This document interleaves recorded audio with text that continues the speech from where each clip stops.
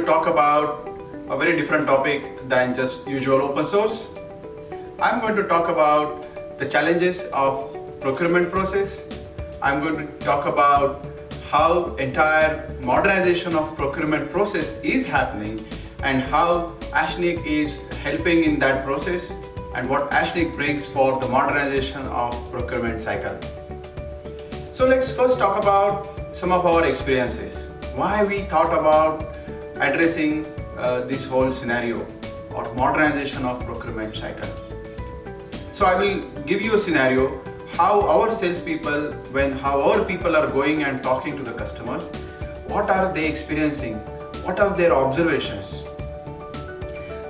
So when we are going for a subscription renewal, for example, what happens is the usual cycle, either we are meeting the procurement person who was last time interacting with us for placing the orders, or we go to the IT person.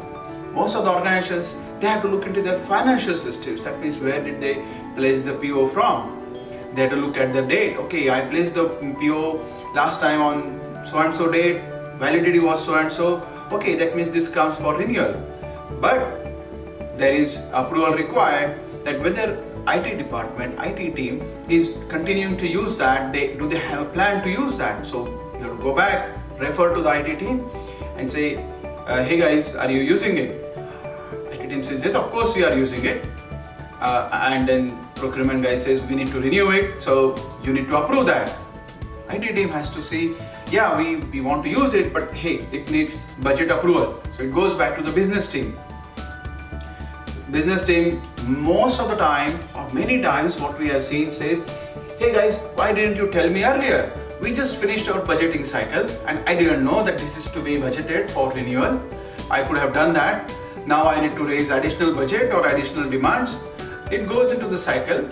Finally it comes back one day to the IT team, to the procurement team and to us. What we observe in this process, many times there is a delay of 2 to 3 months from the date of it was due for renewal. That means in this 2 to 3 months, actually technically, legally, you are out of compliance, because most of the subscription says you would pay on time, renew on time, and if you are not renewing on time, you would stop using it. Second scenario that we have observed is there is an urgent project that comes up. IT team has to undertake certain project. Certain workloads have to go online in production. There is not enough time. IT team says, okay, I'm going to use this subscription because technically most of the open source subscriptions, they are trust-based subscriptions. So technically they would work, but you're supposed to buy and make sure that you're complying with the terms and conditions. So IT team goes ahead, goes live, and then sometimes they forget to inform the purchase teams. Sometimes the business team doesn't know that I'm using subscriptions. And sometimes when they actually remember, everybody has good intentions, but it's just the process. It's a human factor. The delay is sometimes 3, 4, 5, 6 months. So even though you have all the good intentions, many times you are overutilizing the subscriptions, you are out of compliance, and which is not good for the organization. A third scenario. So when you want to know how many subscriptions are you using, you basically, one way is to look at your purchase orders, which is a tedious task. Also you want to see how many are actually being utilized, deployed in the production. Okay.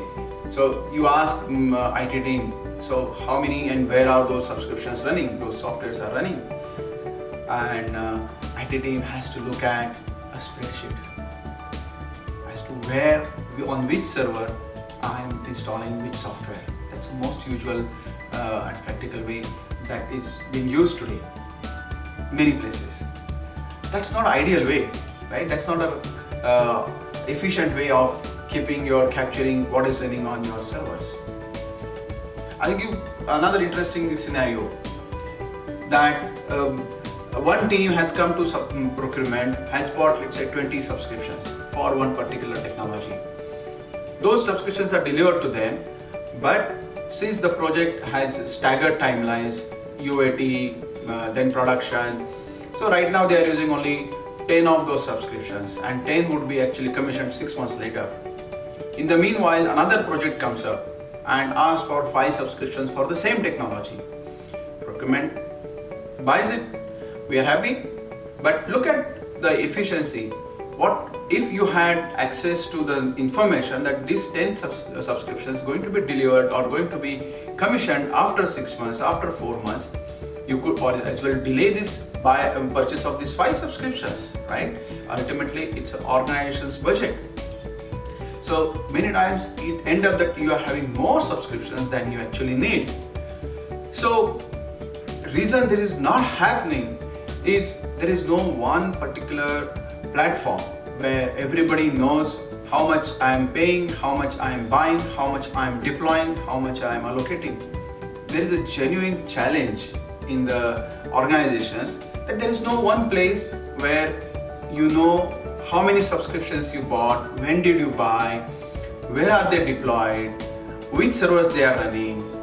Many times it happens because of the nature of projects. You buy some subscriptions for your development servers or your UAT servers, and then when it goes to production, you want to decommission some of those subscriptions. So obviously you have excess of those subscriptions available within the organization. How Ashnik is helping you address these challenges?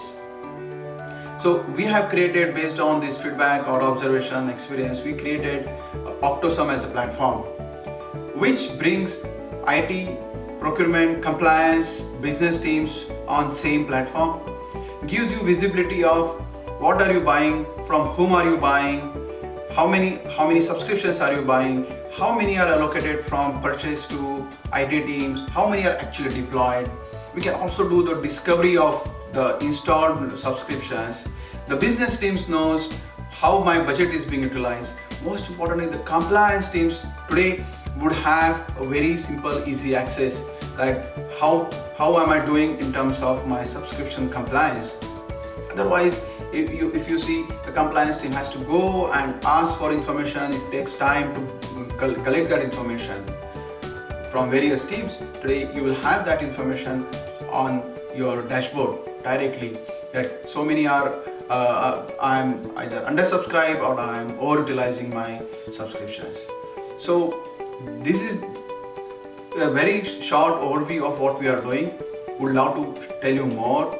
You can check it out on octosum.com, and also you can start using it for your enterprise.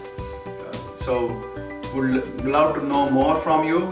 Feel free to contact us, and we are hoping that we'll be able to address or modernize this procurement cycle. Thank you so much for listening, and we'll come back to you with some more topics next time.